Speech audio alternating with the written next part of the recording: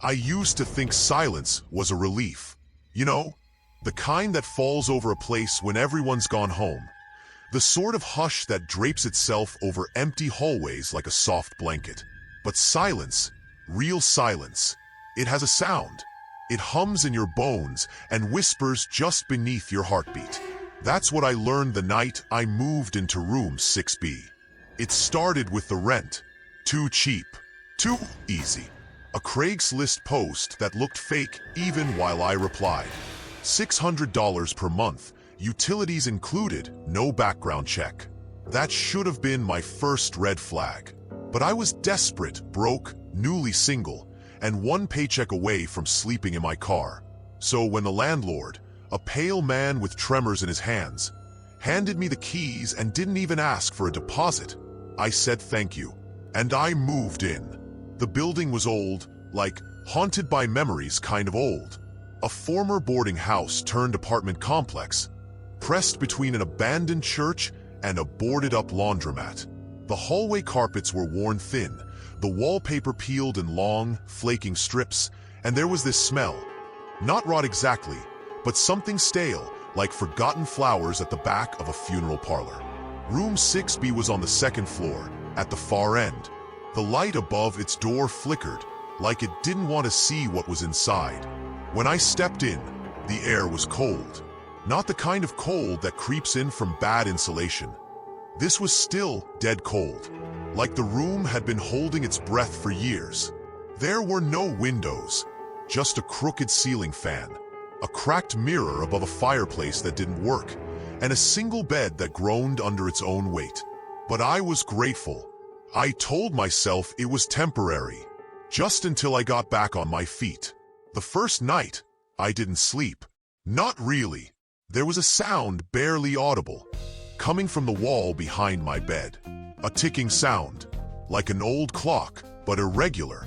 Sometimes it sped up, sometimes it stopped altogether, then started again as if catching its breath. I pressed my ear to the wall. Nothing.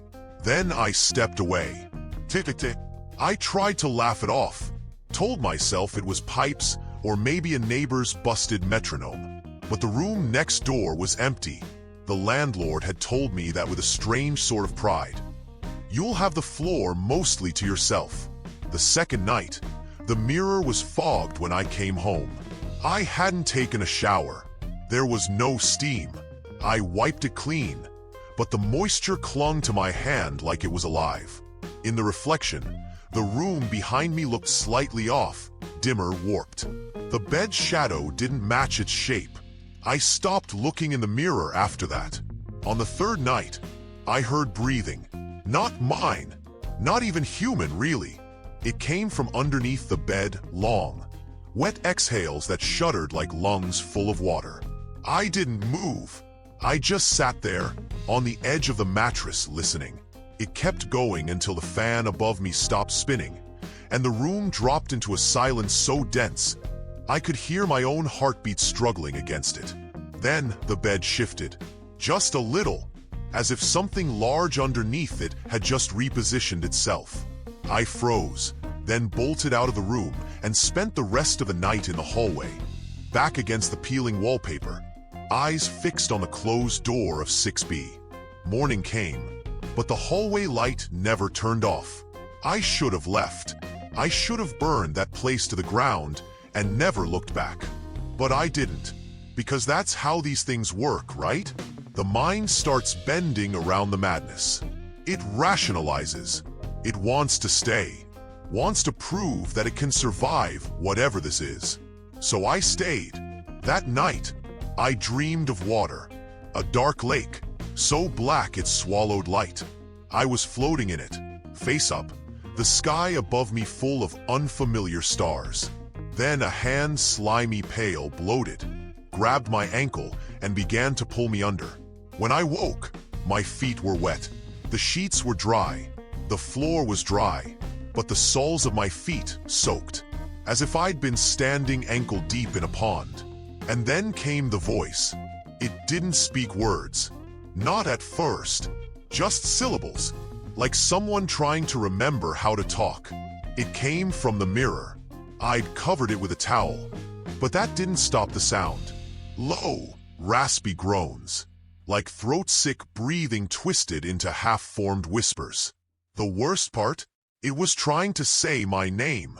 Not yelling, not threatening, practicing, over and over again, like a child learning phonics.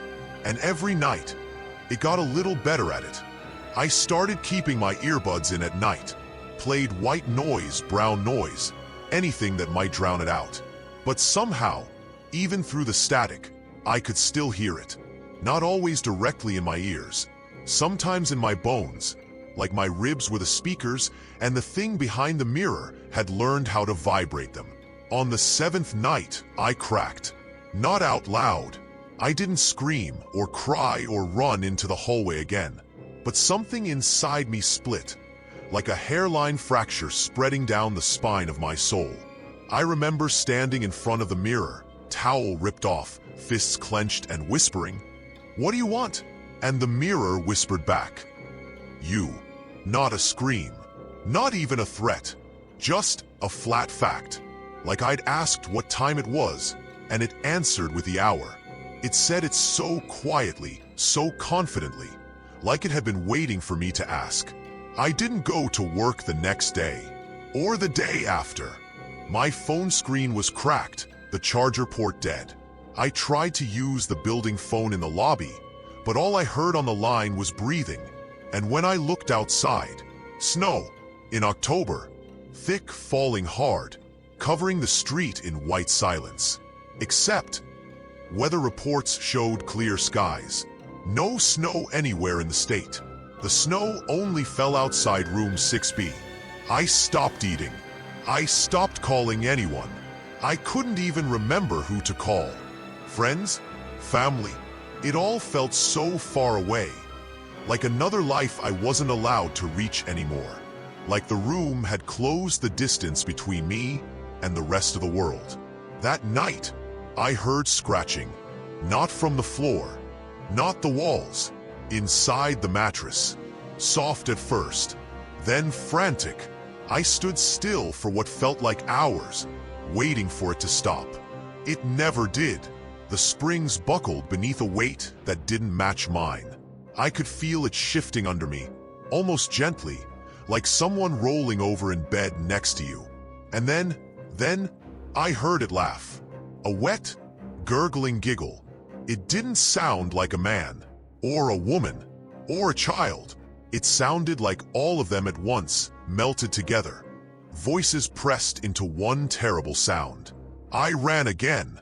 This time, I went down the fire escape, slid barefoot down 2 flights of rusted metal, and landed hard in the alley. I didn't look back. I just ran. Made it 6 blocks before I realized I was still holding the room key, and my feet still wet. I stayed with a friend that night, or tried to, but even at his place, brand new condo, 3rd floor, all glass and steel, I could feel it, the echo of room 6B. In the mirrors, in the plumbing, every time I turned a faucet on, the water whispered. He asked me once if I was okay. I said I was just tired. He believed me. But then the scratching started again. In his walls. 2 nights later, I woke up to find the word welcome carved into his bathroom mirror. Deep gouges, like made with a key. And on the edge of the sink, my room 6B key, dripping. I hadn't brought it with me. I checked out the next morning, told my friend I needed to go clear my head. But I didn't go home. I went back to the building. Because that's the thing. It calls you. Not with threats, not with promises, just this pull. Like gravity, but deeper. A kind of spiritual undertow. When I opened the door to room 6B again, the mirror was gone. In its place was a door. A narrow, wooden door where the mirror had been. No handle, just a slit down the middle and carvings around the frame. Ancient, insect-like symbols that made my skin itch just looking at them. I didn't open it. I couldn't. It opened for me. The room dimmed. The ceiling fan spun once and then froze, its blades twitching. And that door, it breathed, swelled outward like lungs filling. I swear to God, I could feel heat coming from the other side. Wet heat, like the inside of something alive. Then the door creaked open, just a crack, and something looked out. Not eyes, not a face, just a shape, a presence, a mass of consciousness, heavy and wet and ancient. And it whispered again, this time not my name. It whispered, "You're ready now." I should have run. I should have screamed, prayed, gone to the police, the church, the damn newspapers. But I didn't, because in that moment, standing there barefoot and broken in the middle of room 6B, I realized something horrifying. I missed it. The silence, the breathing, the scratching and the whispers. That unnatural presence. It had become familiar, like grief that settles into your bones so long. You forget what it feels like not to carry it. The terror had worn itself into my soul like fingerprints into old wood. And whatever was behind that door, it had been waiting for me, shaping me. It didn't want to kill me. It wanted me to open it. So I did. I don't know what I expected. Fire, maybe. Tentacles. Some hellish, Lovecraftian maw. But what I saw was worse. It was me, standing on the other side. Not quite right. Like a wax figure sculpted from memory and rot. My eyes too dark, my skin too pale, smiling a smile that didn't belong to me. And behind that version of me was a place that looked like the room, but inverted, decaying, swallowed in mold and whispering shadows that moved like they were watching. And that other me spoke. "You're the echo now," it said. Then it stepped forward. I didn't move, couldn't. My body just stopped, as if something reached up through my spine and held me still. I felt it brush past me, warm and cold at the same time, like air from an open grave and a furnace all at once. I smelled salt water and rust, heard distant sobbing and distant laughter, overlapping, like time itself was unraveling. When I turned around, the door was gone. So was the mirror, but I was still there, only not really. The room looked the same, but the bed didn't creak anymore. The ceiling fan didn't spin, and the walls, they were listening. That's when I understood. Room 6B isn't a place. It's a trap, a mirror, a mouth.